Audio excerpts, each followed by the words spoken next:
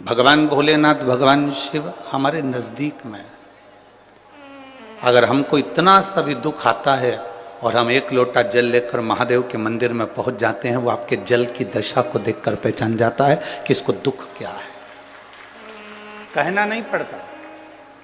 द्वारिकाधीश जी के सामने, भगवान द्वारिकानाथ के सामने सुदामा जी गए तो सुदामा जी ने नहीं कहा कि मैं भूखा रह रहा हूं, मेरा परिवार भूखा है, मेरे बच्चे भूखे हैं,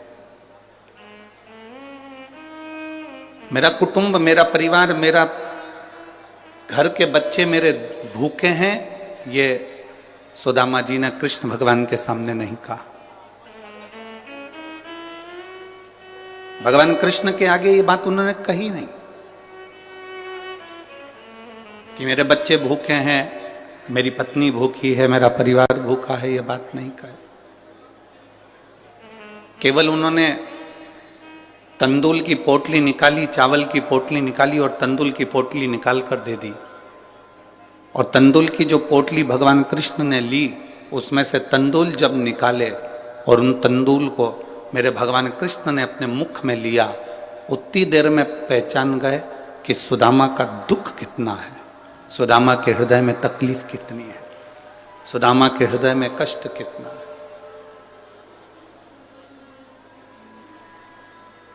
सुदामा की जिंदगी में दुख कितना आया, वो केवल तंदूल से पहचान।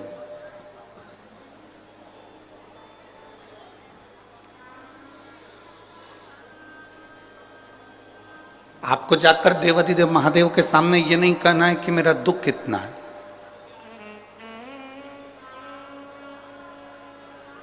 आपको महादेव के सामने जाकर ये नहीं कहना है कि मेरा कष्ट कितना है। आपको तो महादेव के मंदिर में जब जाएं, भगवान शिव के मंदिर में जब जाएं, एक लोटा जल लेकर, जब अपने घर का पानी लेकर, घर का जल लेकर, मंदिर का जल नहीं, घर का जल लेकर जब आप देवाधिदेव महादेव के पास में पहुंचेंगे, भगवान शंकर को एक लोटा जल समर्पित करेंगे, तो महादेव उस जल से पहचान जाएंगे कि आपकी जिंदगी में तकलीफ क्या चल रही है, आपके जीवन में दुख क्या चल रहा है।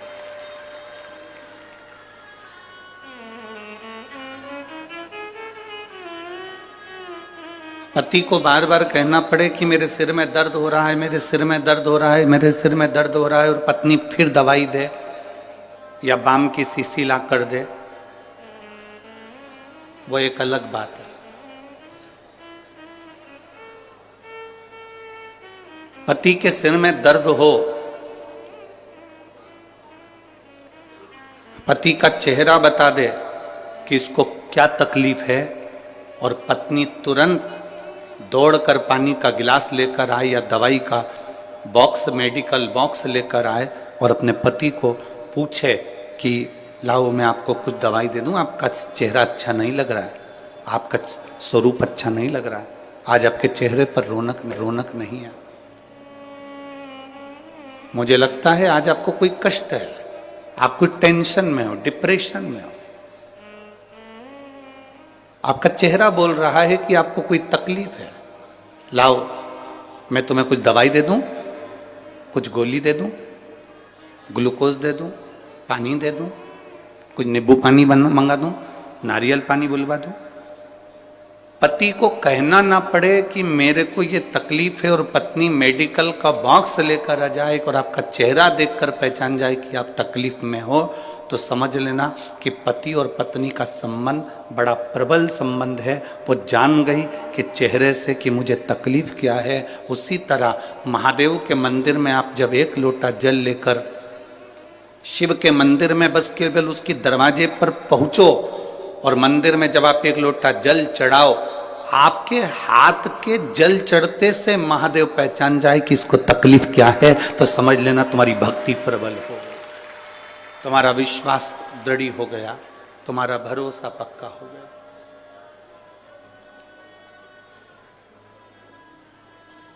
एक भरोसा भी तो पक्का होना चाहिए।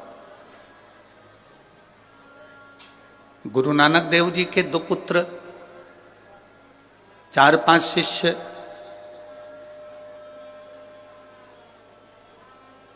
ऐसा नहीं कि गुरु नानक देव जी के लिए सब ठीक नहीं थे, सब श्रेष्ठ थे। गुरु नानक देव जी ने तो हर पंक्ति में यह बात कही है कि सब में रब को देखो, साइया सब में समाया।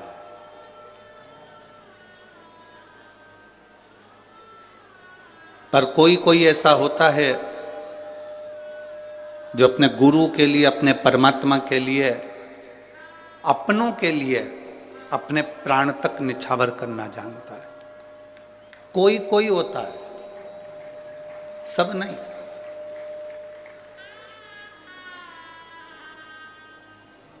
पड़ोसी तुम्हारे बन सकते हैं,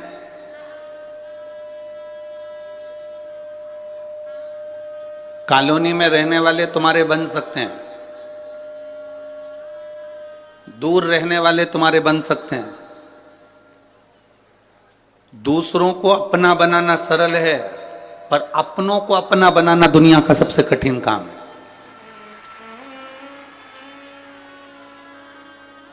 आप दूसरे को अपना बना सकते हो, दूसरे को अपना बना लोगे, वो सरल है।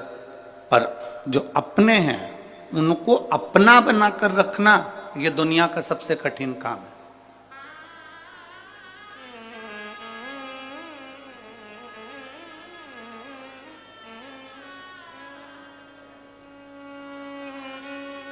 भगवान नारायण की माता लक्ष्मी, आप में से कितने लोग हैं जो तिरुपति गए? हाथ उठाओ जरा। गए हो? रखो। आप में से कितने लोग हैं जो द्वारका जी गए? ठीक है, रखिए। आप में से कितने लोग हैं जो कभी पंढरपुर गए हो? कभी गए हो? रखिए। आप में से कितने लोग हैं जो बद्रीनाथ गए हो? ठीक है। बद्रीनाथ के मंदिर में, बद्रीनाथ जी के पास में लक्ष्मी जी बैठी हैं क्या? अरे बोलो तो जम के। नहीं। द्वारकाधीश में, द्वारकाधीश के पास में रुक्मणी जी बैठी हैं क्या द्वारकाधीश के नजदीक में? नहीं। पंढरपुर में हरि विठल जी के पास में रुक्मणी जी बैठी हैं क्या? नहीं। तिरुपति में नारायण के पास में लक्ष्मी जी बैठी हैं क्या? नहीं।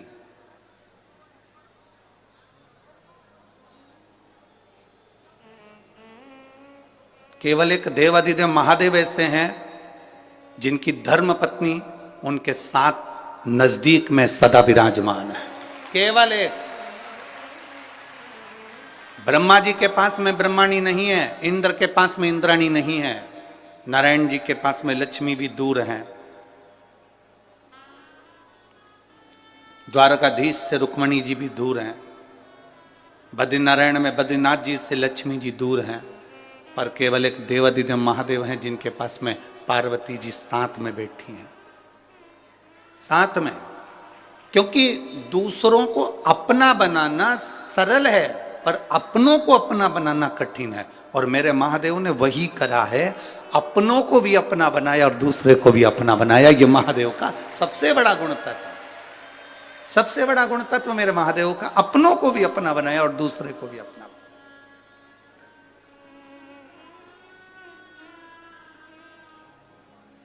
एक बार गुरु नानक देव जी जा रहे थे, उनके सारे शिष्य उनके साथ, उनके पुत्र उनके साथ में थे। एक बहुत गंदा सा एक तालाब देखा गुरु नानक देव जी ने, और सोचा कि आज अपने शिष्यों की, अपने पुत्रों की थोड़ी सी परीक्षा ली जाए।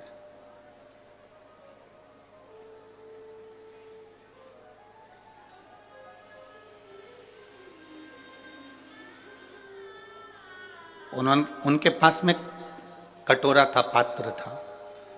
उस कटोरे को गुरु नानक देव जी ने उस गंदे तालाब में फेंक दिया। बैठ गए, सब आए, सारे शिष्यों से कहा कि मेरा कटोरा इस गंदे नाले, इस गंदे तालाब में गिर गया है, कोई निकाल के ला दो। पुत्रों ने भी मना कर दिया, चले गए। शिष्य भी चले जा रहे हैं। केवल एक गुरु नानक देव जी का एक शिष्य लहना ऐसा था, उस लहना ने जब देखा और गुरु नानक देव जी ने कहा कि गुरुदेव आप बैठे हो? हाँ। क्यों? मेरा कटोरा इस गंदे तालाब में गिर गया।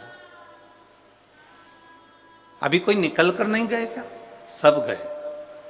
मेरे बेटे भी निकल कर गए, मेरे शिष्य भी निकल कर गए, पर कोई गंदे तालाब में कूदने को तैयार नहीं। लहना ने कहा, गुरुदेव आपको कटोरा चाहिए? हाँ। लहना ने एक बार भी कुछ बात नहीं करी और लहना कूद गया उस गंदे तालाब में और कटोरा निकालकर अपने गुरुजी को हाथ में लाकर दे दिया। गुरुदेव ये कटोरा। गुरु नानक देव जी ने कहा कि तूने ये नहीं पूछा कि कटोरा गिरा कैसे? कटोरा गया कैसे? तूने एक बार भी नहीं पूछा कि ये कटोरा गिरा कैसे, गया कैसे, गंदे तालाब में पड़ा कैसे? गुरुदेव आपने कह दिया ना कि कटोरा बस तालाब में गिर गया। अगर शिव का वचन, शिव महापुराण के शब्दों पर, गुरु के शब्दों पर यदि एक विश्वास पक्का है तो फिर उस विश्वास पर अगर तुम चल दिए तो ये निश्चित है कि एक ना एक दिन गुरु की और शिव की कृपा जब बन गई तो जिंदगी में अपनी हाल हो ही जाओ। फिर आपको निहाल होने में कोई दिक्कत नहीं है।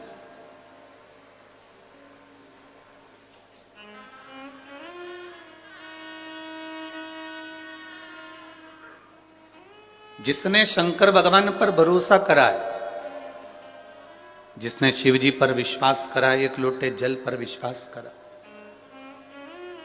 उसका हाथ मेरे देवाधिदेव महादेव ने पकड़ लिया। मेरे शंभू ने उसका हाथ पकड़ लिया।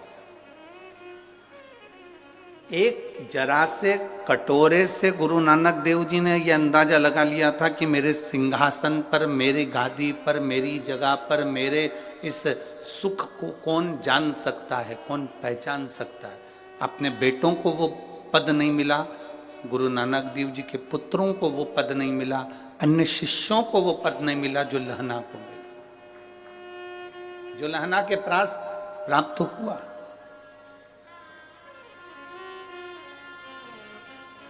आपको शिव जी के मंदिर जाकर ये नहीं बार बार कहना कि मुझे दुख है। आप तो, आपका घर का जो पानी है ना, आपके घर का जो जल है, जब आप उस जल को लेकर जाते हो ना और शिव जी के मंदिर में पहुंचते हो तो वो जल बता देता है कि आपका दुख कितना है, आपकी तकलीफ कितनी है।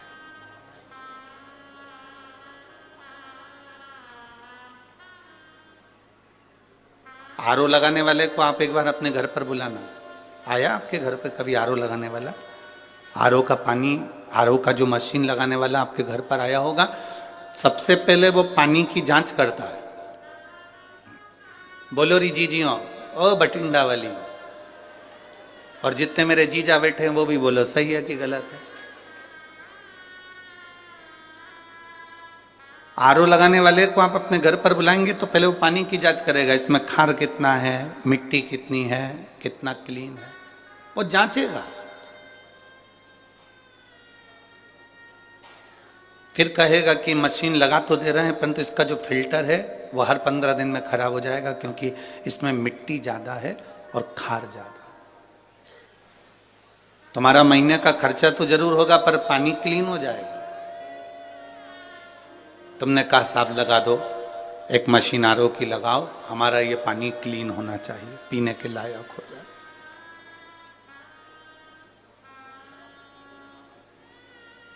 शिव जी के ऊपर जब एक लोटा जल चढ़ाने के लिए आप जाते हैं तो जैसे मशीन पानी को क्लीन करती चली जाती है, धीरे धीरे रोज जब हम देवाधिदेव महादेव पर एक लोटा जल समर्पित करते जाते हैं तो हमारी जिंदगी का दुख भी, कीचड़ भी भगवान भोलेनाथ क्लीन करते चले जाते हैं, धीरे धीरे साफ।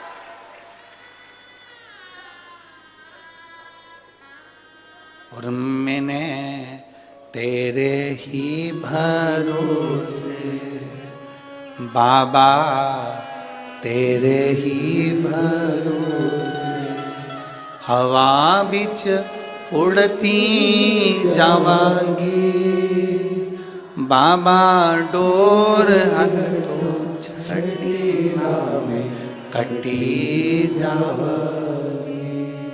भोले मैं तेरी पतंग, शंभो मैं तेरी पतंग, हवा बिच उड़ती जावांगी, बाबा डोर हथो छड़ी नाम कटी जावांगी, भोले मैं तेरी पतंग, शंभो मैं तेरी पतंग। इस लाइन को सुनने के बाद एक बार भगवान ने एक भक्त से पूछा कि ये बता तुझे उड़ाऊं कि नहीं उड़ाऊं।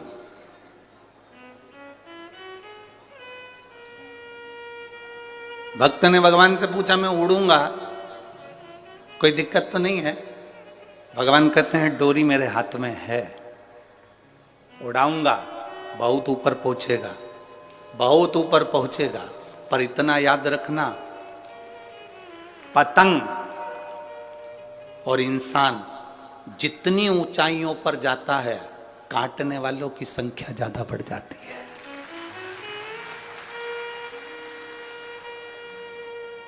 अगर तेरी तैयारी हो तो मैं तुझे उड़ा देता हूं।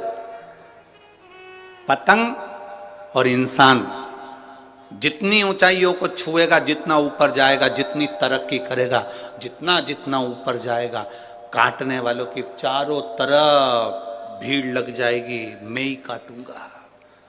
कितना उड़ रहा है अभी देखता हूं इसको। और पतंग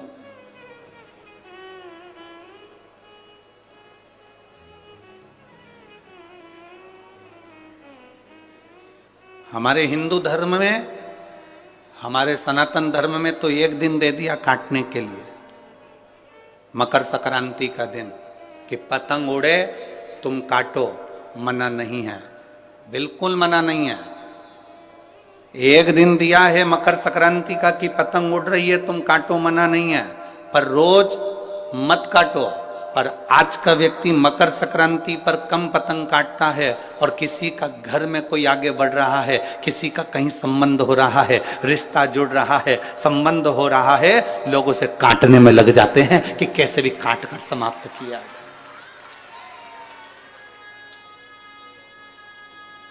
साल में एक दिन काटोगे ना चल जाएगा, पर रोज रोज मत काटो। किसी का संबंध हो रहा है, किसी के बेटे की शादी हो रही है, किसी बेटी का संबंध हो रहा है, कोई आगे बढ़ रहा है, कोई सीए कर रहा है, कोई एमबीए कर रहा है, कोई इंजीनियर बन रहा है, कोई डॉक्टर बन रहा है, कोई कलेक्टर बन रहा है, किसी का फाइल आगे बढ़ गई है, कोई आगे की ओर बढ़ता चले जा रहा है। हमें टेंशन नहीं लेना। अच्छा, बाबा की कृपा हो, खूब आगे बढ़े। एक पत्र आया है,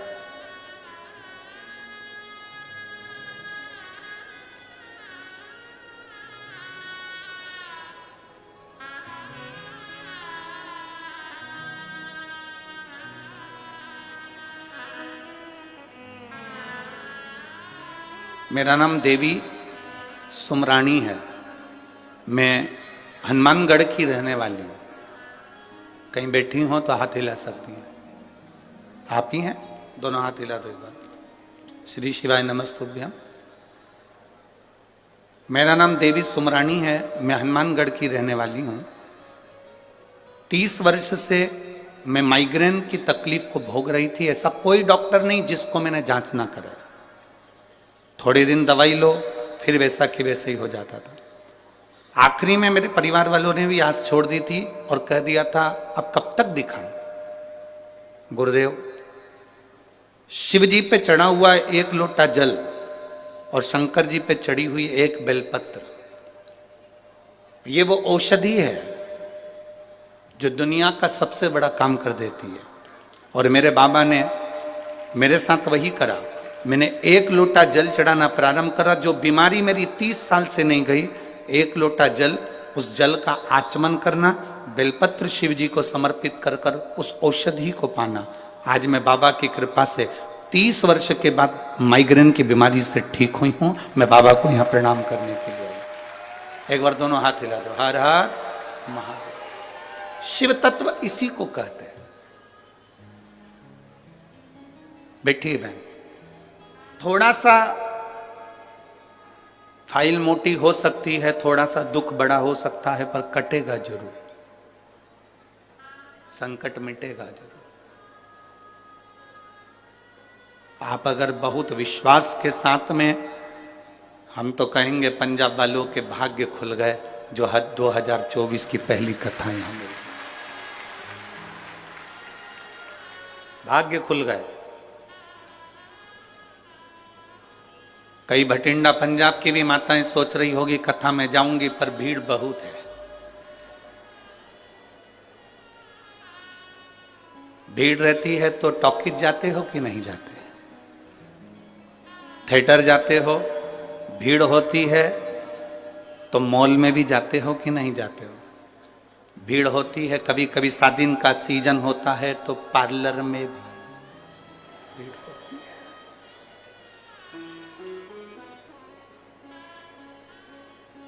पार्लर वाली इतनी चतुर होती है, आधा बहुत पोत के तुम्हें साइड में कर देती, दूसरे को चालू कर देती है। और जो ज्यादा बोलती है तो पार्लर वाली इतनी चतुर होती है, 2 ककड़ी काट के आंख पे धर देती है, बैठी रहे, और ऊपर से कह देती है बोलना मत ही, नहीं तो मुंह में सल पड़ जाएगा। तो बिल्कुल जैसी की जैसी बैठी।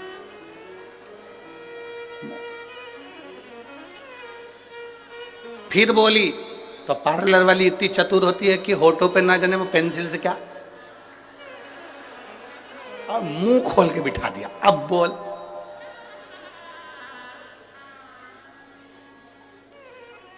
भीड़ कहां नहीं है।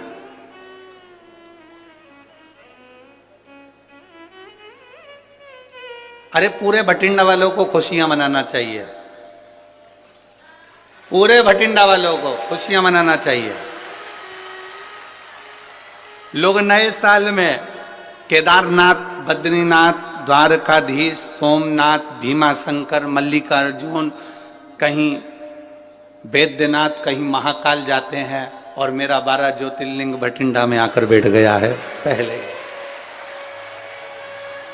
यही एक आनंद है। थोड़ा समय लग सकता है। एक पत्र हो रहा है, देखिए।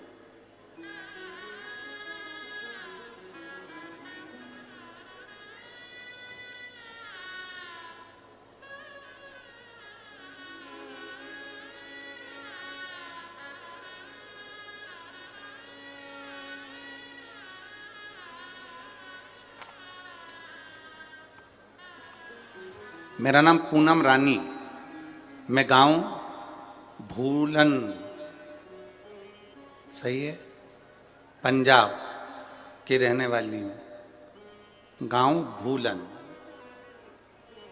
पंजाब की रहने वाली। मेरा मोबाइल नंबर ही है। कहीं बैठी हैं आप ही हैं? दोनों हाथ हिला दो। श्री शिवाय नमस्तुभ्यम। अब कमर काम कर रही है बढ़िया, नीचे बैठते बन रहा है, ठीक है। बाबा, मेरी रीढ़ की हड्डी में गैप हो गया था डॉक्टर के हिसाब से।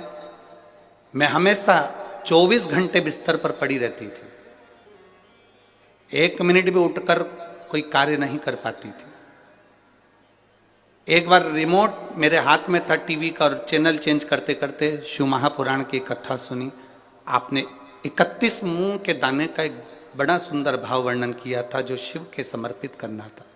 एक बेलपत्री को खाना था। बस शिवजी के मंदिर में मेरे परिवार वालों से कहकर 1 लोटा जल पहुंचा देती। ऑपरेशन नहीं कराना चाहती थी क्योंकि डॉक्टर के हिसाब से सही हो पाती कि नहीं हो पाती, पक्का पता नहीं था कि मैं उठूंगी कि नहीं उठूंगी। बेलपत्र रोज खाती, रोज बाबा को जल चढ़ाती। आज मैं बाबा को धन्यवाद देने के लिए, प्रणाम करने के लिए आई हूं कि अब मैं नीचे भी बैठ सकती हूं और बैठकर कथा भी सुन सकती हूं और चल भी सकती हूं। यह शिव तत्व है। और घड़ी है समय। बैठिए बहन, हर हर महादेव, बैठिए। शिव तत्व की प्राप्ति का मूल बैठिए।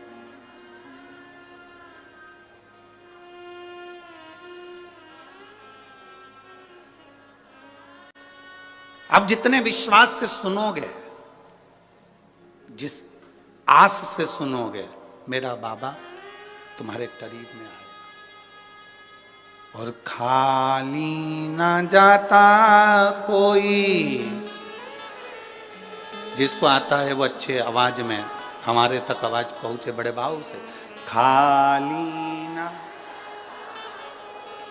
दर से तुम्हारे, खाली ना जाता कोई। दर से तुम्हारे मैं भी खड़ी हूँ नन्ही बाहें पसारे, अपने हृदय से लगा लो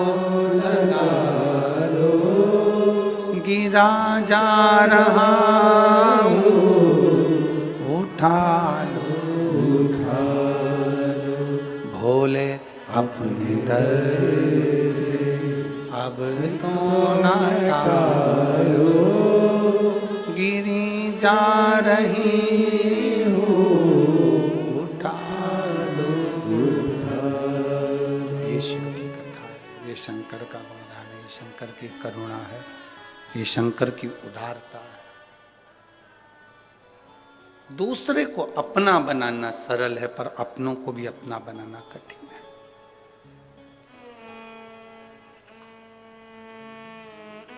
बहुत बढ़ोगे, ऊंचाइयों पर पतंग जाएगी तो काटने वालों की संख्या बढ़ेगी, पर हमें नहीं घबराना। आप ऊंचाइयों पर जा रहे हैं, अपनी मेहनत के बल पर जा रहे हैं, अपनी मेहनत के बल पर चल रहे हैं।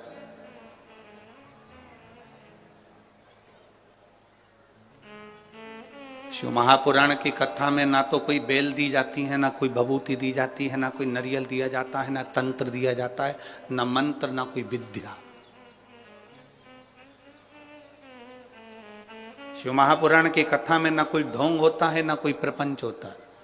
शिव महापुराण की कथा में तो केवल एक विश्वास होता है कि हम शंकर के मंदिर तक जाएं, बाबा पर एक लोटा जल चढ़ाएं, और तुम इस भरोसे पर मत रहना कि सियोर वाला महाराज तुम्हारे दुख को मिटाने के लिए आएगा।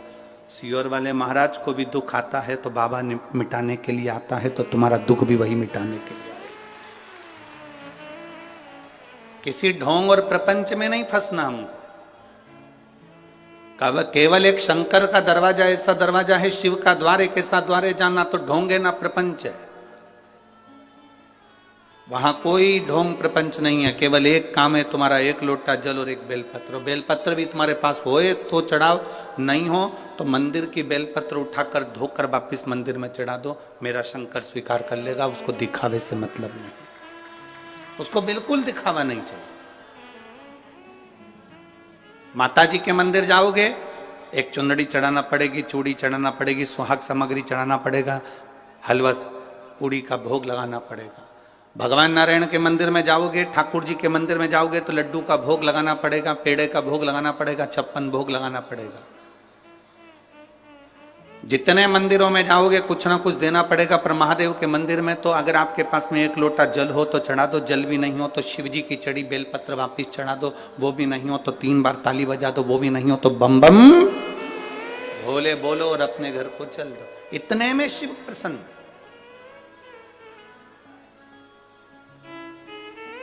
इतने में शंकर करुणा कर जाता। शिव महापुराण का महत्तम कथा है, देवराज नाम का ब्राह्मण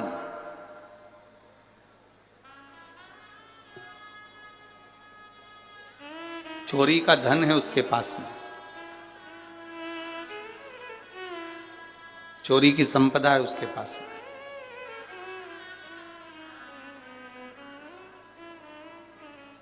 किसी ने एक प्रश्न पंढरपुर की कथा में कहा था, गुरुजी व्यक्ति चोरी क्यों करता है?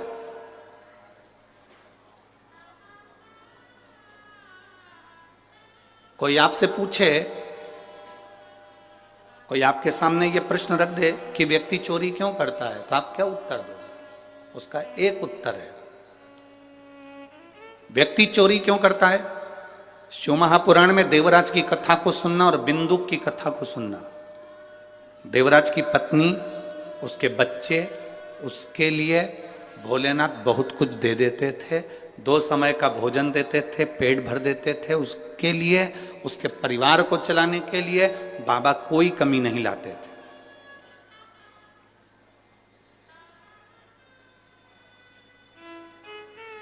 तुम्हारी भले 10,000 रुपए महीने की नौकरी है, तुम्हारी पत्नी वो मिलेगी जो 10,000 रुपये महीने की नौकरी को भी एडजस्ट कर लेगी।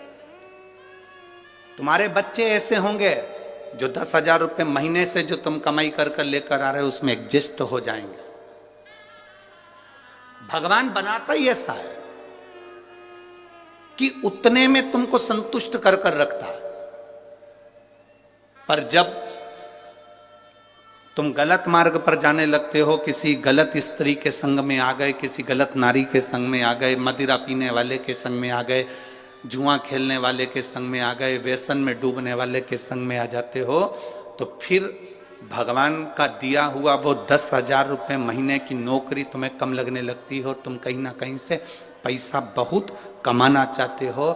जब तुम अपने लिए कमाते हो तो 10,000 में पूर्ति हो जाती है, पर तुम जब गलत व्यक्ति का संग पकड़कर गलत तरह से गलत लोगों के लिए कमाना चालू करते हो तब तुम्हें चोरी करना पड़ती है। जब तक तुम चोरी नहीं कर पाते, जब तक तुम्हारा परिवार चल रहा है, संतुष्टिपूर्ण है, तो तुम्हें चोरी की जरूरत नहीं। तुम्हें चोरी की जरूरत नहीं है।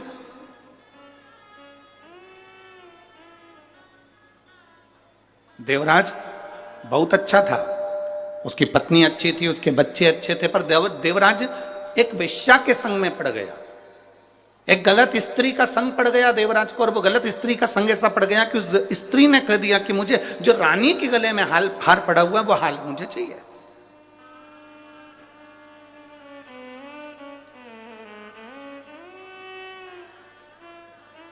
जो रानी के गले में हार पड़ा है वो हार मुझे ला कर दो। और देवराज अभी तक बहुत अच्छी जिंदगी जी रहा था।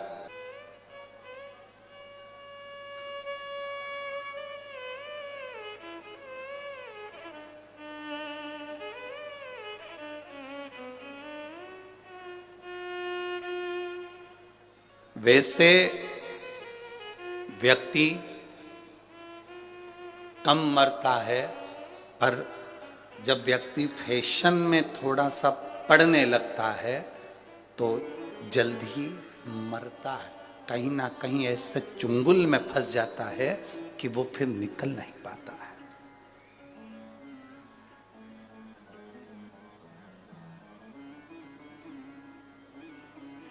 इतनी ठंड पड़ रही है भटिंडा में, हमारे उधर तो इतनी नहीं पड़े।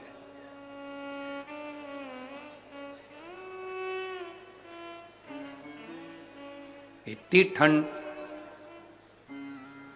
सब कम्बल और शाल और सब ओढ़ ओढ़ के बैठे हैं, और ओढ़ना भी चाहिए। अब इतनी ठंड में अगर भटिंडा में कोई शादी हो तो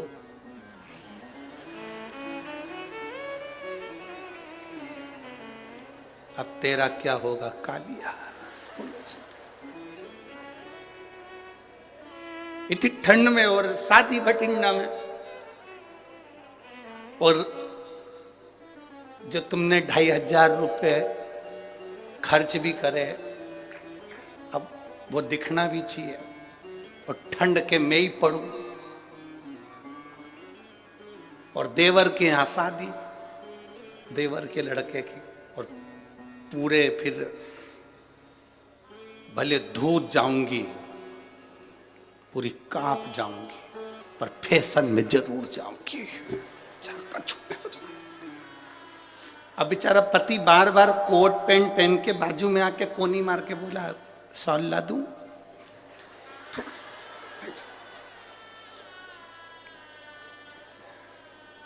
शॉल भी लेके चलिए, पर वो यूं नहीं है, यूं। अब कह रहा है लाऊं तेरे को, तो कछु ओढ़ने का। धूज रही है, गुलाब जामुन चम्मच में थी, कब बाजू वाले के प्लेट में पहुंच गई मालूम ही नहीं पड़ा। अब बोले, ये विश्वास मूल है। कथा में आओ, बैठो, घर वालों से कहकर आना कि मैं 2 बजे से 5 बजे तक कथा सुनकर आऊंगी, बीच में नहीं आऊंगी। स्थान ग्रहण करूंगी तो मैं 5 बजे कर्पूर गौरम कर्णावतारम होगा, आरती होगी, तभी उठूंगी, उसकी रज धारण कर कर फिर जाऊंगी। हवाई जहाज एयरपोर्ट पर उतरता है, ट्रेन स्टेशन पर रुकती है, बस स्टैंड पर रुकती है, हेलीकॉप्टर उतरने के लिए हेलीपैड बनता है। 7 दिन के लिए मेरे महादेव को उतरने के लिए शिव महापुराण की कथा हुई। आपको कहीं ढूंढने नहीं जाना, 7 दिन सेवा करो, भजन करो, कीर्तन करो। भगवान ने धन दिया हो तो किसी का मुंह झूठा कराओ, जल हो पीने की व्यवस्था करो। हाँ, ठंड ज्यादा पड़ रही है, ठंडा पानी नहीं दे सकते, थोड़ी अपनी 2 बोतल हम कहते हैं साथ में लाओ करो, तो उसमें गर्म पानी किसी पड़ोसन को दे दो, पी ले, ज्यादा ठंडा नहीं, बड़े भाव से आनंद से सेवा का मौका मिला है। जितनी जितनी सेवा कर सकते हो और जितना जितना भजन कर सकते हो, 7 दिन भटिंडा वालों के इस पवित्र, समझ लो वो हेलीकॉप्टर को उतरने के लिए हेलीपैड बनाया जाता है, हेलीकॉप्टर उतर जाता है। ये पंडाल शिव महापुराण का जहां लगता है और शिव पुराण जहां होती है, वहां 7 दिन मेरा भोलेनाथ उतर जाता है। क्या देगा, क्या करेगा? हमारा विश्वास इस शिव पुराण से इतना है कि कई कई माताएं और कई कई भाई ऐसे हैं कि वो 7 दिन के अंदर ही उनका पत्र भी यहां पहुंचेगा। अगर दिल से सुनी तो 7 दिन में ही दे देगा, वो दिल से सुनी। थोड़ा विश्वास प्रकट करो, भरोसा।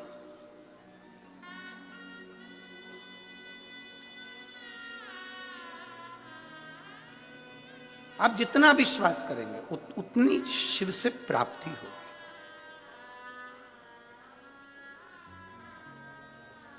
श्री शिवाय नमस्तु। तुम्हारा भरोसा दृढ़ दृढ़। देवराज चोरी का धन लिया है, रानी के गले का हार चुरा कर भाग लिया।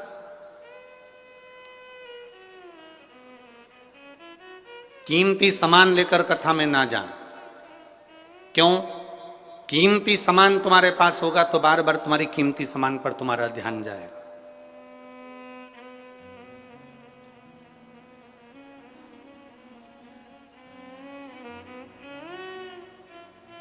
कीमती सामान की ओर तुम्हारा ध्यान ना जाए, इसलिए अपने घर छोड़कर आओ। यहां एक कीमती है, शिव महापुराण की कथा। 7 दिन सुनो, और 7 दिन की शिव पुराण की कथा है। भागवत 7 दिन की होती है, शिव पुराण 7 दिन की होती है। विवाह होते हैं तो फेरे भी 7 लगते हैं। गोवर्धन पर्वत भी 7 कोस का है। हमारा जन्म, आपका जन्म सब 7 दिन में हुआ है। कोई रविवार को पैदा हुआ, कोई सोमवार को, कोई मंगल, कोई बुध, गुरु, शुक्र, शनि। इन्हीं 7 दिन में लोग पैदा होते हैं, इन्हीं 7 दिन में लोग चले जाते हैं। जिंदगी के केवल 7 दिन है। रविवार को जन्म हुआ, सोमवार को बड़े हुए, मंगलवार को ब्याह हुआ, बुधवार को बच्चे हुए, गुरुवार को बीमार पड़े, शुक्रवार को हॉस्पिटल गए, शनिवार को सीताराम हो गए। 7 दिन पूरे कंप्लीट हो गए। एक्स्ट्रा दिन मिला ही नहीं, किसी को नहीं मिलता।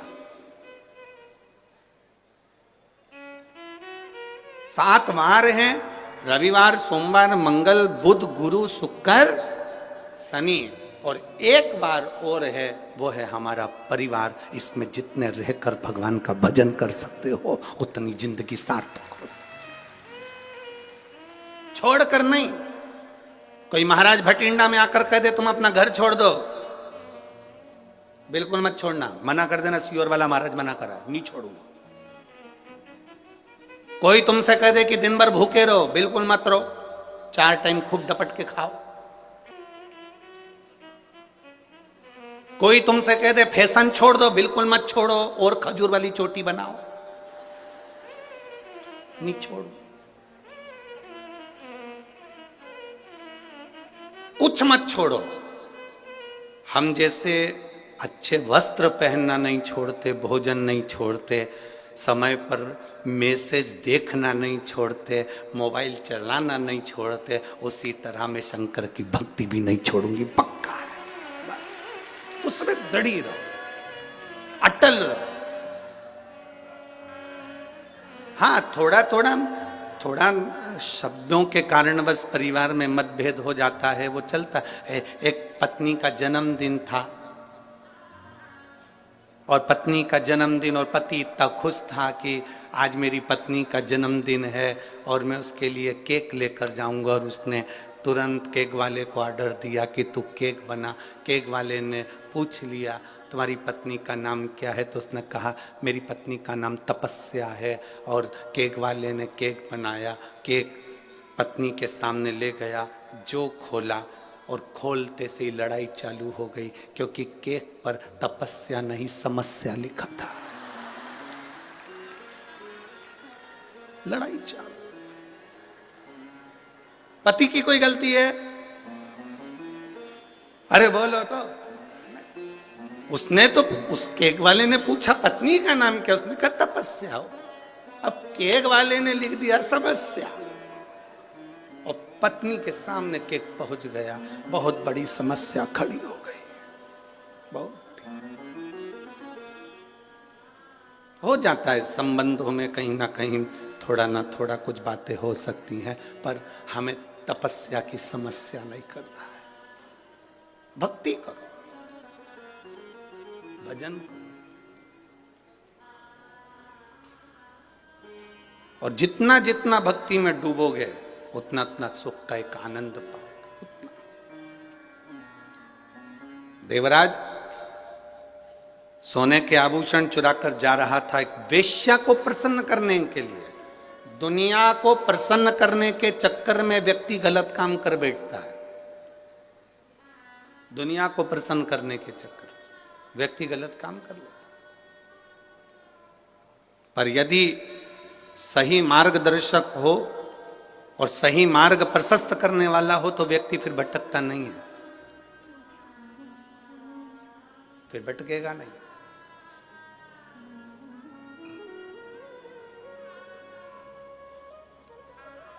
अगर सही मार्गदर्शक है तो। एक माता ने पत्र लिखा है कि मेरे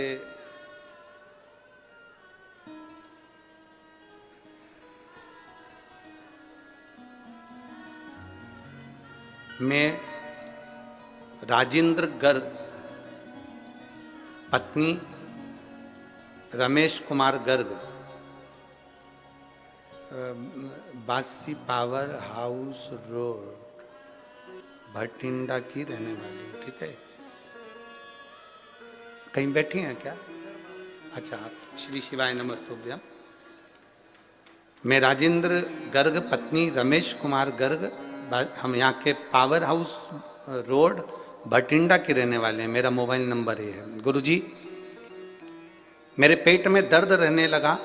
हम लोग डॉक्टर के पास जांच करवाने के लिए गए, तो जांच के बाद डॉक्टर ने हमें बच्चेदानी में 3 बड़ी बड़ी गठानों का बताया। बच्चेदानी निकालने की नौबत आ गई। डॉक्टर के हिसाब से ऑपरेशन करना जरूरी था और बच्चादानी पूरी निकालना थी। गुरुजी, घर वाले सब घबरा गए, अब करें तो करें क्या? तब किसी ने कहा कि शिवजी पे चढ़ा हुआ जल, और अगर सीहोर का कोई रुद्राक्ष आपके पास में हो तो उसको पीना, उसको तांबे के कलश में गलाओ, उसका पानी शिवजी को चढ़ाकर पियो। तब एक बेलपत्र शंकर भगवान को चढ़ाकर हमने खाना प्रारंभ करा। डॉक्टर से हमने केवल 20 दिन मांगे हैं कि हम 20 दिन बाद ऑपरेशन करा लेंगे। डॉक्टर ने कहा ऑपरेशन जल्दी कराओ, क्योंकि यह ऑपरेशन जरूरी है और गठान कोई साधारण नहीं है, बच्चादानी पूरी निकालना पड़ेगी। 11 दिन तक हमने बेलपत्र खाया, शिवजी पे चढ़ा हुआ जल पीना प्रारंभ करा। और गुरुदेव, जब हम दूसरी बार जांच कराने के लिए 11 दिन बाद हॉस्पिटल पहुंचे तो डॉक्टर ने स्पष्ट कह दिया कि तुम्हारी गांठें गल गई हैं और बाबा की कृपा दृष्टि ये हुई। गुरुदेव, हम यहीं भटिंडा के रहने वाले हैं। पावर हाउस रोड पर हमारा निवास है। हम बाबा का क्या वर्णन करें गुरुदेव? शिव शिव है, मेरा छोटा बेटा कभी भी शंकर के मंदिर नहीं जाता था, शिव को नहीं मानता था, पर हमारे कहने पर बाबा के मंदिर जाना चालू करा और बाबा को 1 लोटा जल चढ़ाना प्रारंभ करा। उसने एक ही बात कही थी, मां अगर तेरा शिव पुराण सही है, सत्य है, और शंकर की कथा अगर सत्य है तो मेरी सरकारी नौकरी लगना चाहिए। और बाबा की ऐसी कृपा हुई गुरुदेव कि मेरी पेट की गठान बच्चा दानी की भी अच्छी हो गई और मेरे बाबा ने मेरे बेटे को सरकारी नौकरी भी दी। मैं बाबा को यहाँ धन्यवाद देता हूँ। एक बार दोनों हाथ उठाकर हर हर महादेव। मैं राजेंद्र गर्ग, पति रमेश कुमार गर्ग, बासी power house road, Bhind Bathinda की रहने वाली हूँ। मेरा मोबाइल नंबर ये भटिंडा। शिव तत्व बेटी है, शिव भक्ति ओघड़ी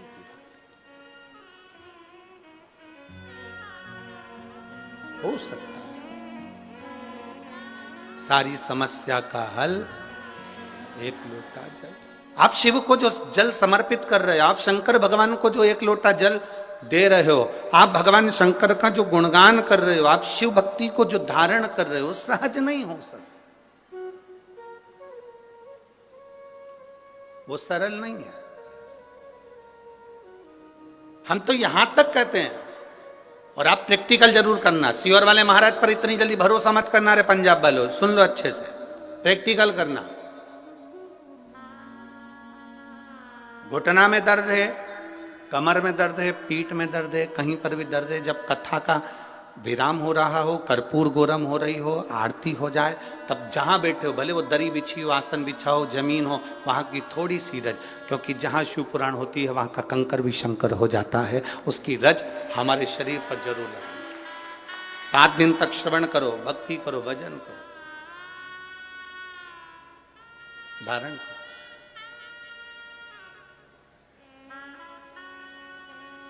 और ये अविरल भक्ति है। देवराज चोरी का धन लेकर जा रहा था और चोरी का धन ले जाते देवराज इतनी ठंड पड़ गई, इतनी ठंड पड़ गई, इतनी शरीर में ताप हो गया, बुखार आ गया।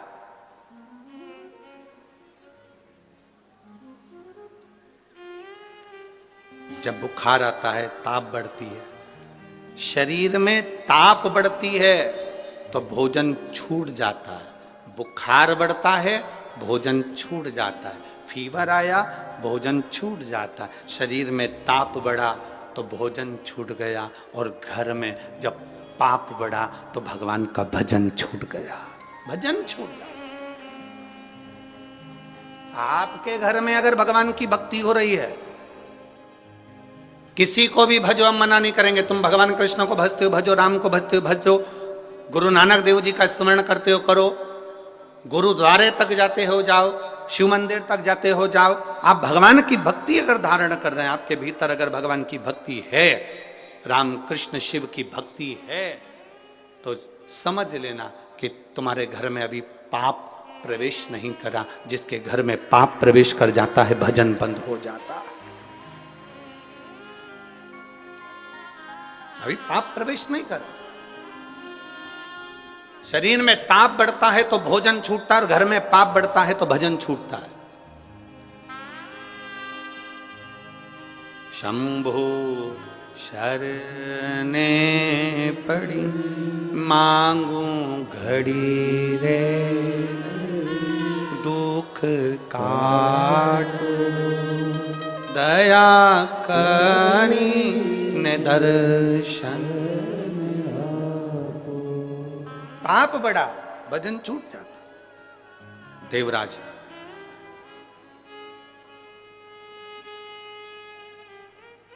चोरी का धन लेकर शिवजी के मंदिर में, शरीर में ठंड पड़ रही है, ठंड लग रही है, कहां जाए? शिव मंदिर में चले गए, छुप के बैठ गया दीवार से टिक कर। चोरी का धन बाजू में है।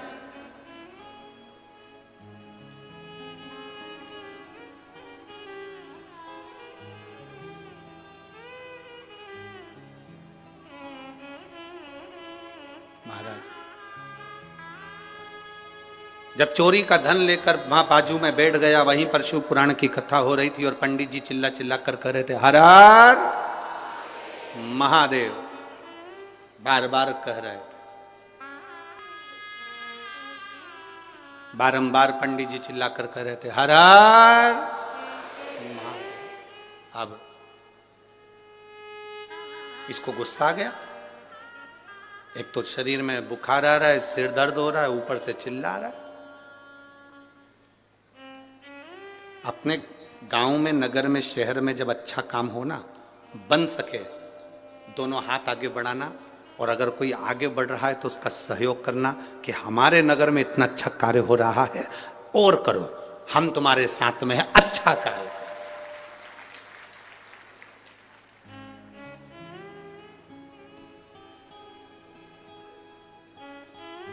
पर कई लोगों की आदत रहती है जब अच्छा कार्य होता है तो बीच में टांग अड़ाते हैं।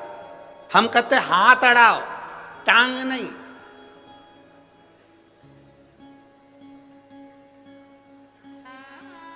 राइट हैंड, लेफ्ट हैंड, इन दोनों में सबसे बेकार हैंड कौन सा होता है? जो कभी पूजन पाठ में काम नहीं करता। बोलो बोलो, जम के बोलो। लेफ्ट। इस लेफ्ट हैंड को एक बार बड़ा दुख हुआ। भोजन भी करें लोग इसी से, भजन भी करें लोग इसी से, माला भी जपें इसी से, भोग भी लगाएं इसी से, सब काम में यही आगे होता है, मैं तो पीछे रह जाता हूं, मैं करूं तो करूं क्या। एक दिन ये लेफ्ट हैंड, उल्टा हाथ, एक संत के पास गया और उससे कहा बाबा मेरा ये हाथ किसी काम का नहीं, फिर भगवान ने मुझे पैदा ही क्यों करा, एक ही हाथ दे देता, उसी से सब काम हो जाता, यज्ञ अनुष्ठान दान पुण्य श्रृंगार पूजन सब उसी से, मैं क्या करूं, मेरी जिंदगी में दुख ही दुख लिखा है, मैं किसी काम का नहीं। इतने में संत ने कहा एक काम कर, जब वो सीधा हाथ राइट हैंड कोई अच्छा काम करे तो तू उसको टच कर लिया कर, टच कर लेगा तो तू भी पूजाता चले जाएगा। तू उसको टच कर ले। अगर तूने उसको टच कर लिया, जब से हमारे यहाँ नियम में हम आरती करते हैं तो हाथ टच कर लेते हैं, ये उल्टा हाथ उससे चिपक जाता है, दान करते हैं तो ये उल्टा हाथ उससे चिपक जाता है। उसी तरह कोई अच्छा काम कर रहा हो तो अपना फर्ज है अपने हाथ को उससे टच कर लो, भले अपना 1 रुपया खर्च नहीं हो, भले अपन कुछ नहीं कर सकते, पर टच में रहेंगे तो भी नैया पार हो जाएगी, ये निश्चित है। थोड़ा टच कर लो, थोड़ा सा। उसी को देख के टच मोबाइल हुआ, उसी को देख के टच।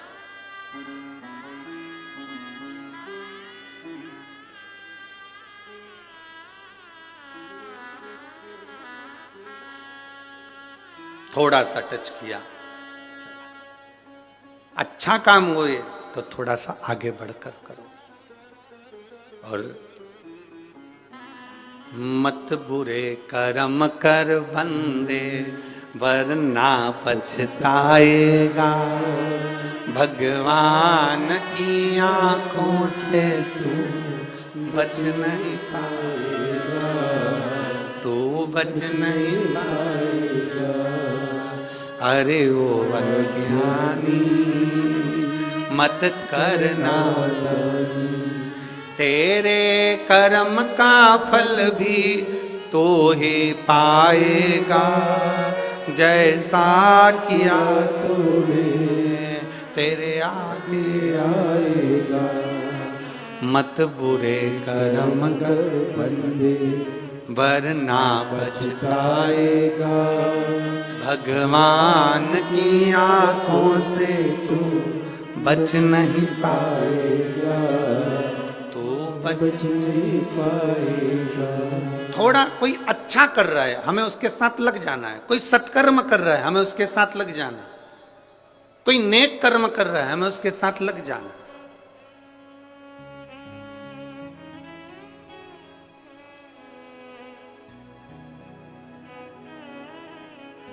मैं अमरजीत जी मेहता जी आपको धन्यवाद दूंगा। स्टेशन से आने वाली कई बसें, ऑटो, ई रिक्शा, बहुत सारे ऐसे रिक्शा, बहुत सारे ऐसी गाड़ियां हैं। आज हमारे भक्तों ने सीहोर मैसेज डाला कि बहुत बहुत धन्यवाद ऐसे जजमान को जिन्होंने गाड़ियां भी कुछ फ्री कर दी जिससे भक्त लोग यहां तक पहुंच रहे हैं, उसके लिए धन्यवाद है। साधुवादता है आपको, बहुत बहुत धन्यवाद।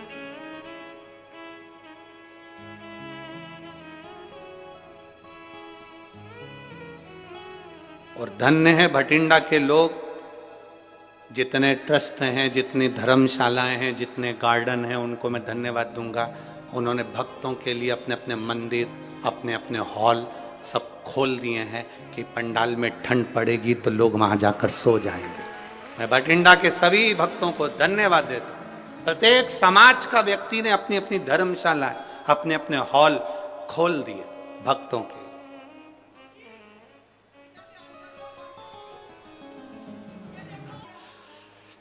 क्या हुआ है?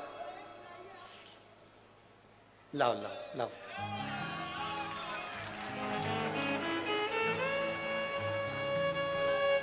पूछो जरा, पूछो क्या हुआ जी?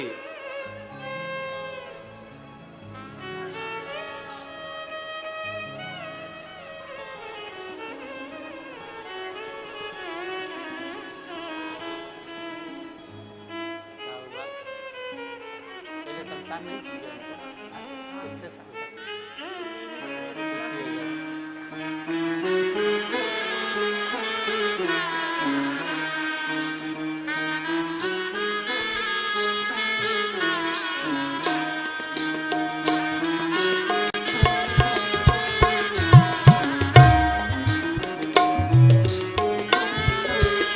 शिव कृपा से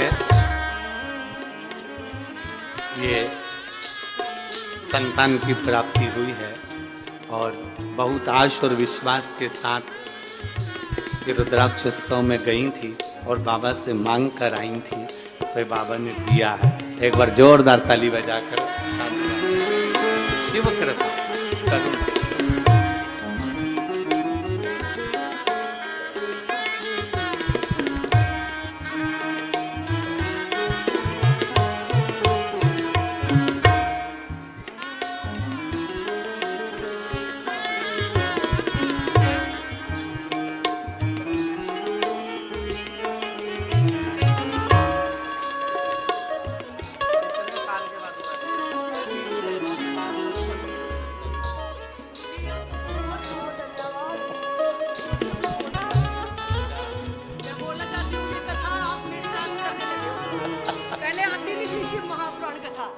भागवत चलती थी और लेकिन शिव जी की कोई कथा क्यों नहीं करता, मेरे भोले बाबा को क्यों नहीं याद करता।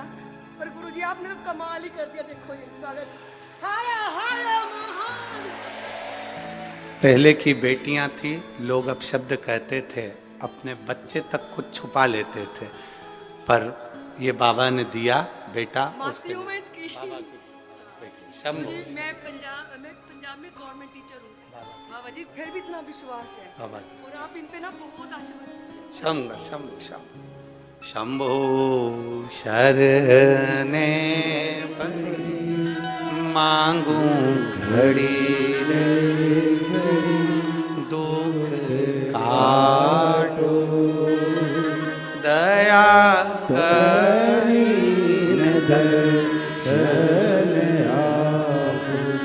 दया करी दर्शन। शिव कथा कह रहे, बाबा देवादिदेव महादेव का संवाद कर रहा। हम जानते हैं इतने सारे पत्र हम नहीं पढ़ पाते, पर आप लोगों का भाव बड़ा निर्मल है, शुद्ध है, और यही बाबा से प्रार्थना है हम पत्र पढ़ पाए ना पढ़ पाए, पर आपको अगर मेरे भोलेनाथ ने झोली भर कर दिया है तो लिख कर जरूर भेजो। बाबा तो पढ़ेगा ना बहुत, हम भले पहुंच पर पढ़े ना पढ़े, पर आपका भाव यहां तक पहुंचे। शिव तत्व, शिव कथा कर रहे, भगवान शंकर का संवाद कर रहे, शिव महापुराण कर रहे। एक विश्वास को दृढ़ी करिए, एक भरोसे को दृढ़ी करिए। देवराज मंदिर के अंदर बैठ गया, शरीर दुबक लिया, ठंड पड़ रही थी, ठंड में दुबक कर बैठा, दुबक।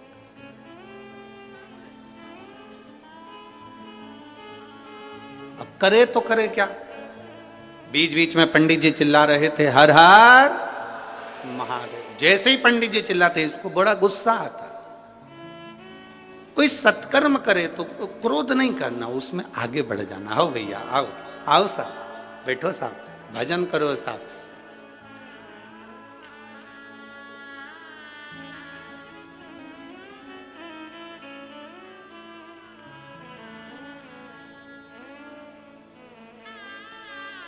भटिंडा पंजाब से भी कई भक्तों ने सीहोर फोन लगाए कुबेरेश्वर धाम पर कि हमको कहीं आगे बैठने की व्यवस्था मिल जाए, कहीं कहीं बैठने की व्यवस्था मिल जाए। तो कुबेरेश्वर धाम से सबको एक ही बात कही जाती है, शिव महापुराण ये नहीं है कि आप आगे बैठोगे तो कृपा करेगी। शिव महापुराण तो जहाँ बैठोगे और दिल से सुन लोगे वहीं पर करुणा कर देगी। शिव महापुराण का ऐसा नहीं है कि आप आगे बैठोगे तो बाबा कृपा करेगा, आगे जाओगे तो बाबा कृपा करेगा। ना ना ना ना, यहाँ देखो बस में और ट्रेन में बहुत अंतर होता है। बस में आगे की सीट देखी जाती है जिससे पीछे दचके ना लगे। ट्रेन में ये नहीं देखा जाता कि आगे की सीट है कि पीछे की है, उसमें दचके का काम ही नहीं है। शिव महापुराण में दचके का काम ही नहीं है, तुम्हारी मर्जी पड़े जहां बैठो। वो करुणा करने में देरी नहीं करता, तुम जहां बैठे हो वहां भजन करने में लग जाओ, तुम जहां बैठे हो।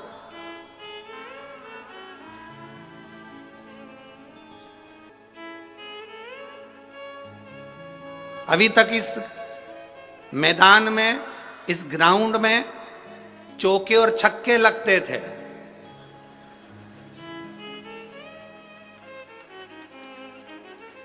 और जितने वो कुर्सियों पर बैठे हैं ऊपर स्टेडियम में, ये सब देखते थे। अब की बार तुम जितने स्टेडियम में बैठे हो तुम्हारे चौके छक्के लगेंगे और बाहर वाले देखेंगे कि बॉल कहां जा रही है।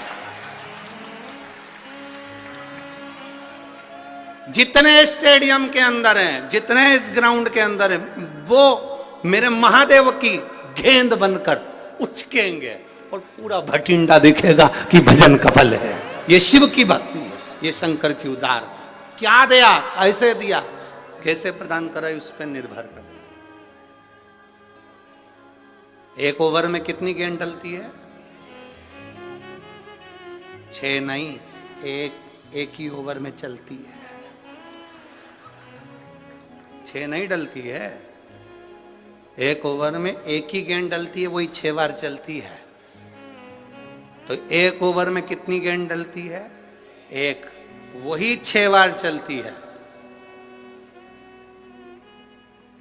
वो तो गिनाई में 6 आती है। उसी तरह मेरा बाबा इतना दे देता है कि लोग सोचते हैं ना जाने कितना करोड़ों दिया, कितना धन दिया, कितना वैभव दिया, कितनी सत्ता दी। उसने तो एक ही दिया, पर काउंटिंग ज्यादा हो, गिनने में ज्यादा। शिव भक्ति है। देवराज कापा, गुस्सा आया, क्रोध आया। शिव महापुराण में जाना तो गुस्सा नहीं करना कि तुम्हें आगे बैठे कि पीछे बैठे, दरवाजे पे आकर चिल्लाना भी मती कि मेरे को तो यहीं बैठना है। ना ना, प्रणाम करो, जहां जगह मिल जाए वहां जाकर बैठ जाओ। किसी को मोबाइल भी मत लगाना, तू मुझे जानता नहीं है, अब भी लगाऊं, अब भी ले बात कर ले। कितना रुआब है तुम्हारा कि बस पहुंचते से ही तुमने कह दिया अब भी फोन लगाती हूँ, रुक जा, तो मुझे अंदर नहीं जान दे रही है ना, अब भी फोन लगाती हूँ। बस जैसा रुआब तुम्हारा है ना, वैसे ही रुआब शंकर के भक्तों का है। जैसे ही दुख आता है ना, वैसे ही फोन लगा देती है, एक लोटा जा, रुआब दिखाती है। क्या करेगा? और मेरो क्या तो करेगो यमराज, जब गुरु मेरो समरथ। मेरा यमराज क्या कर ले?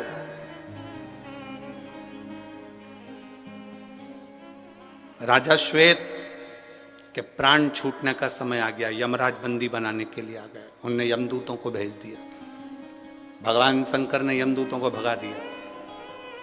राजा श्वेत के यमदूत जाकर यमराज से कहते हैं वो मरने नहीं दे रहे भगवान शंकर के गण। अच्छा, उन्होंने अपनी बेटी मृत्यु देवी को भेज दिया कि डायरेक्ट मार, डायरेक्ट भगवान शंकर ने मृत्यु देवी को मार दिया, तब यमराज आ गया मारने के लिए। भगवान शंकर ने यमराज को पछाड़ दिया, मार। आज तक किसी ने नहीं सुना होगा कि यमराज भी मरता है। यमराज मर गया। सूर्य नारायण भगवान को चिंता लगी मेरा बेटा मर गया। सूर्य देवता हाथ जोड़कर बैठ गए भगवान शंकर के आगे, भगवान विष्णु के आगे, ब्रह्मा जी के आगे, मेरा बेटा मर गया यमराज, कुछ कृपा करो। मेरा बेटा तो अपने कर्म को कर रहा था, लिखा था उसके भाग्य में मरना, इसलिए उसको मौत देने के लिए गया था, मृत्यु देने के लिए गया था। फिर मेरा बेटा क्यों मर गया?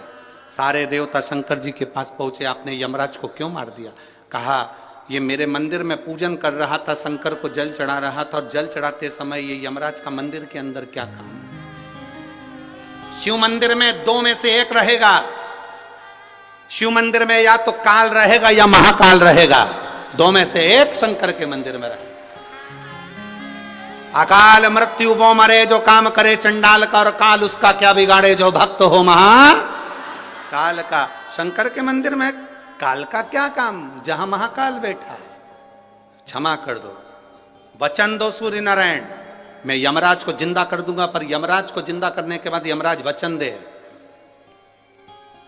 कि मृत्यु लोक में पृथ्वी पर शंकर के भक्त को अगर लेने आएगा तो पहले शंकर से पूछना पड़ेगा ले जाऊं कि नहीं ले जाऊं।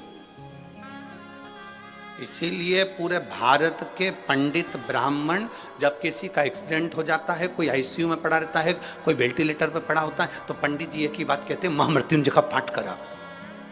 पंडित जी एक ही बात कहते हैं, महामृत्युंजय का पाठ करा। कोई पंडित ने नहीं कहा कि राम रक्षा स्तोत्र कराओ, कनक धारा का पाठ कराओ, श्री सूक्त का पाठ कराओ, ये वाला पाठ कराओ, ये वाला पाठ करो। सब पंडित बोलते हैं महामृत्युंजय का पाठ करो, क्योंकि सबको मालूम है जो शंकर जी का नाम लेंगे तो शंकर जी का अगर भगत हो गया तो फिर इसको ले जाना सरल बात नहीं, इसको ले जाना इतना सरल नहीं। करो शिव, करो शंकर की। अब वचन दे ये यमराज, यमराज ने वचन दे दिया, मृत्यु लोक में शंकर के भक्त को कभी भी लेने आऊंगा तो पहले महादेव की आज्ञा होगी तो लेकर जाऊंगा।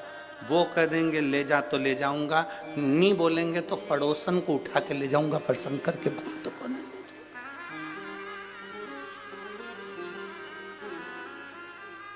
इसलिए सावधान इंडिया, सावधान।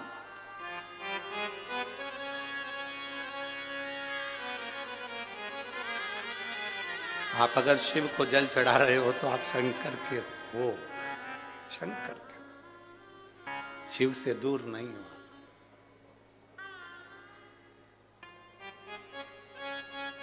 आपसे कोई पूछे ना, आप जब अपने घर जाओ और कोई पूछे कहां गई थी, कहां गई थी आज, स्पष्ट कह देना आज मैं पार्लर गई थी। पार्लर? हाँ, एक बाहर पार्लर है। हम जिस रोड से आए थे रात्रि के समय पर, वहां से मेहता जी के घर के बीच तक थे, वहां जहां से अंदर प्रवेश करे थे वो जहां रोड कम से कम 8 किलोमीटर दूर से हमें जहां फॉलो लेने आई थी, गाड़ियां लेने आई थी, वहां से लेकर मेहता जी के घर तक के बीच में 52 ब्यूटी पार्लर है। 52। अब फ्री थे तो करें क्या, गाड़ी के अंदर बैठे बैठे गिनो। सिमरन ब्यूटी पार्लर और ना जाने कितने पार्लर, तो हमने भी सोच लिया है नए साल में ये पार्लर हमारा, ये पार्लर। बस अंतर इतना है, बाहर जो पार्लर हैं उन पार्लर में बाहर का श्रृंगार होता है जिससे पति रीझ जाता है, और इस पार्लर में आत्मा का श्रृंगार होता है जिससे महादेव रीझ जाता है। ये भी पार्लर है, ये आत्म श्रृंगार का पार्लर है, इसमें आत्मा का श्रृंगार होगा। 7 दिन हमें इतना सुंदर इस आत्मा को कर लेना है, अपनी बुद्धि को, अपने चित्त को आनंदित कर लेना।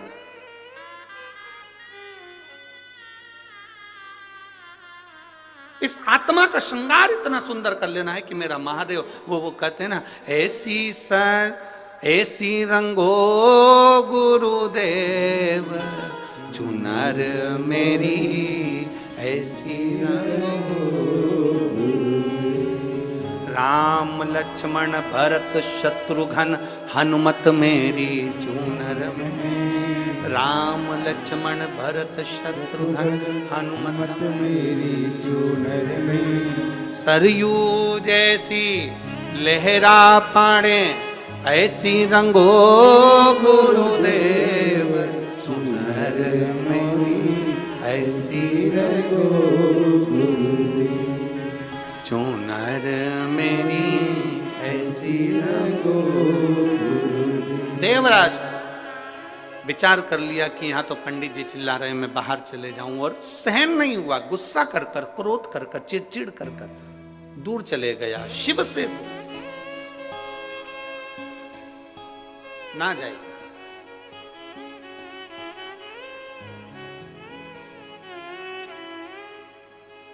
कई लोगों को शंकर जी के मंदिर में भी बड़ा गुस्सा आता है। कोई बैठी रहती हैं, दो चार माताएं पूजन करती रहे, तो जो पीछे खड़ा रहता है बड़ा चिड़चिड़ करता है, उठ जा, कब से बैठी है, खसक खसक। अब उसको क्या मालूम, ये तो पहले से खस की खसकाई है, इसलिए तो शिव के द्वारा ही है। शंकर के जितने भक्त होते सब खस के होते। तुम कभी भी शंकर जी के मंदिर जाना, आराम से तुम दर्शन कर रहे हो, पीछे से आके कौन चिल्ला दे, कौन खसका हुआ, हार हार। आगे खड़े थे वो डिप्रेशन में आ गए, कौन था? शिव के भक्त हैं। अब तुम कह रहे थोड़ा सा प्लीज आंटी, प्लीज आंटी, जो सिर पे पल्लू लेके, तो अंकल भी कह दिए ठीक है कर ले, तू तेरा काम कर, खड़ा ये खा हाथ।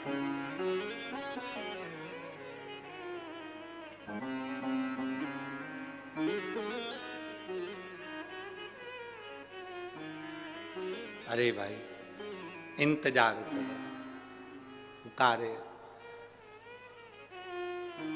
समझाना बड़ा मुश्किल है, समझाना बड़ा मुश्किल है, आखिर वो दर्द सच्चा दरबार लगा है, ये भोले की महफिल है, सच्चा दरबार लगा है, ये भोले की महफिल है। समय आया, एक बिंदुक नाम का ब्राह्मण था, वो भी चोरी का धन लाया, एक दीवार से नीचे कूदा, पानी भरा हुआ था, उसके स्मरण में नहीं आया कि यहां पर कोई पानी है, जलाशय, प्राण छूट गए, प्राण गए। 3 तरह से मरे हुए व्यक्ति को मोक्ष नहीं। पहला पानी में डूबकर मरा हुआ, दूसरा सर्प के डसे से मरा हुआ, तीसरा स्त्री के हाथ से मरा हुआ या स्त्री के लिए मरा हुआ। हम नवयुवक बेटों से एक ही निवेदन करते हैं, हमेशा लड़कों से कहते हैं, बेटों से कहते हैं, क्या हो गया गुरुजी, मेरे को धोखा दे दिया, मैं जिसको स्नेह करता था तो क्या कर रहा है, अब मरूंगा। हमने कहा सोसाइटी चेंज करो, क्या मरूंगा? एक लड़की के लिए, एक स्त्री के लिए?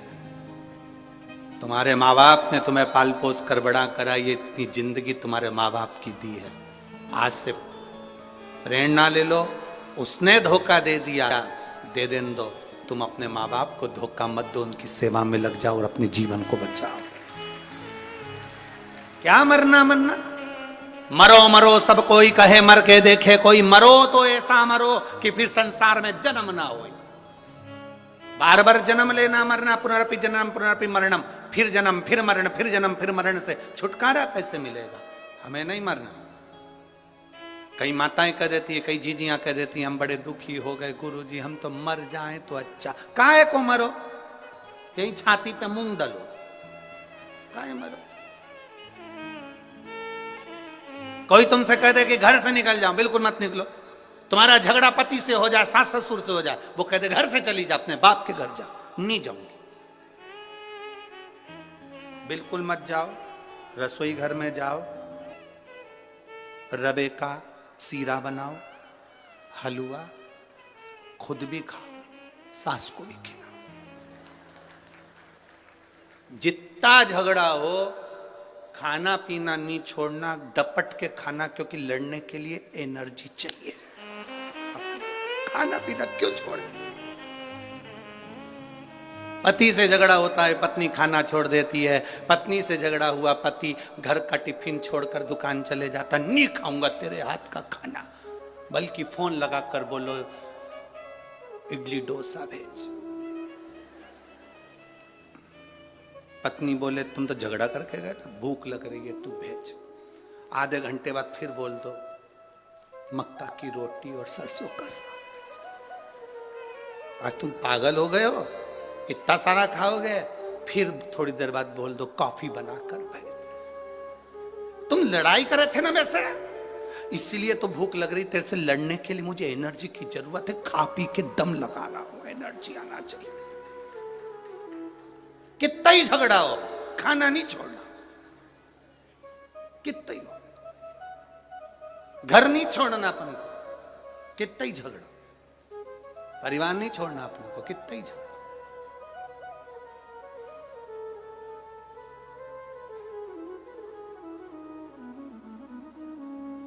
हो लड़ाई हो जाए तो हो जाए दो, कोई दिक्कत। वहां जलगांव में कथा थी और एक महिला दरवाजे पे झगड़ा कर ली, और झगड़ा करके पहले दिन की कथा में से निकल रही तो झगड़ा करके निकल गई। अब कल से नहीं आऊंगी, जा। अब दरवाजे पे जो खड़े थे ना, उन्होंने कह दिया मत आ, जा। वो उधर वाले दरवाजे से आई नहीं, दूसरे वाले दरवाजे से आके बैठ गई। दूसरे तो इधर वालों ने कहा क्यों, तू तो कह रही थी कि कल नहीं आऊंगी। उसने कहा कथा तेरे पिताजी की है, शिव पुराण है, आऊंगी, जा। अब आई तो आई, चार को और बटोर के लिए आगे बिठाई ले। तो ये सब झगड़ा किस काम का? शंभु स्नेह वश प्रेम वश झगड़ा हो चलेगा, पर ज्यादा नहीं। बिंदु कुएं में डूबकर, पानी में डूबकर मर गए। 3 तरह से मरे हुए व्यक्ति को मोक्ष नहीं, पानी में डूबकर मरा हुआ, स्त्री के हाथ से मरा हुआ, सर्प के डसे से मरा हुआ। सर्प के डसे से राजा परीक्षित भी मरे तो उन्होंने भागवत सुन ली तो तर गए, पर मुक्तिता नहीं है। बिंदु प्रेत योनि में चले गए, भटकते। उनकी धर्म पत्नी ने काशी की यात्रा करी, चंचुला देवी। और चंचुला जब काशी की यात्रा कर रही थी, यात्रा करते करते उसका पांव फिसल गया, प्राण छूट गए, शिवधाम में पहुंच गई, कैलाश में। पार्वती जी की सहेली बनकर उसने स्थान ग्रहण किया। मौन रहती, चुप, एकदम मौन, बोलती नहीं। पार्वती जी ने कई बार पूछा तू बोलती क्यों नहीं, क्या बात है, तेरे मुख से आवाज नहीं निकलती, हुआ क्या तुझको? उसने कहा मेरा पति प्रेत योनि में पड़ गया और मैं बैकुंठ में कैलाश धाम पर हूं, अच्छा नहीं लग रहा, मेरे पति की मुक्ति कैसे हो? पार्वती जी ने कहा तू शिव महापुराण की कथा सुन, कौन से करवाऊंगी, कौन बाचेगा, कौन करेगा, कौन कहेगा?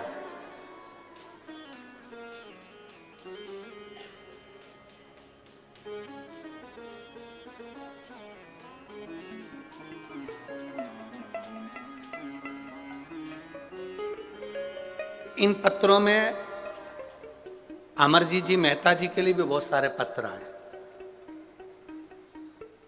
उन पत्रों में एक बहन ने लिखा है, हम अमरजीत जी मेहता जी को धन्यवाद देते हैं, उनने हमारी बल्ले बल्ले कर दी।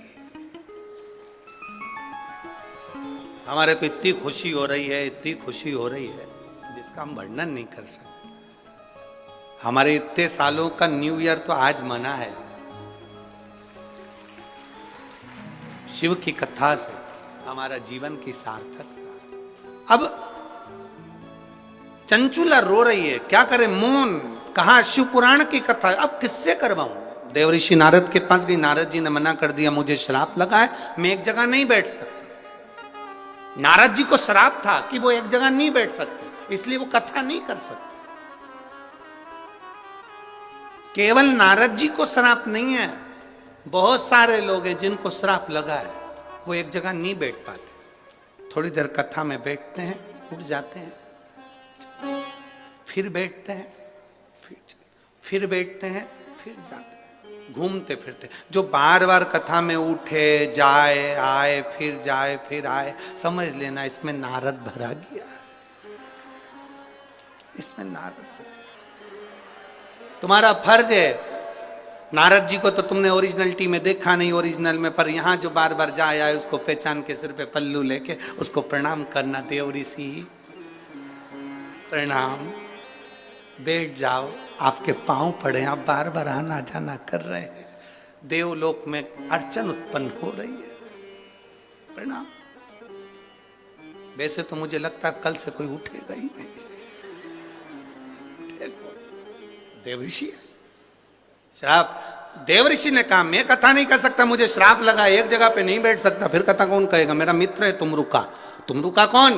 शंकर जी का ओघड़ी भक्त। ओघड़ी भक्त, हाँ, जिस नारी को 20 साल तक भी औलाद ना हो, 25-30 साल भी निकल गए, औलाद नहीं है, संतान नहीं, अगर वो एक बार तुमरुका का नाम लेकर 21 बार शिव पे से सफेद आंकड़े की जड़ को घुमाकर नंदी के पास खड़े होकर शंकर के शिवलिंग का दर्शन करती हुई कमर पर बांध लेती है, तो बाबा भोलेनाथ को तुमरुका की साक्षी में औलाद देना ही पड़ती है।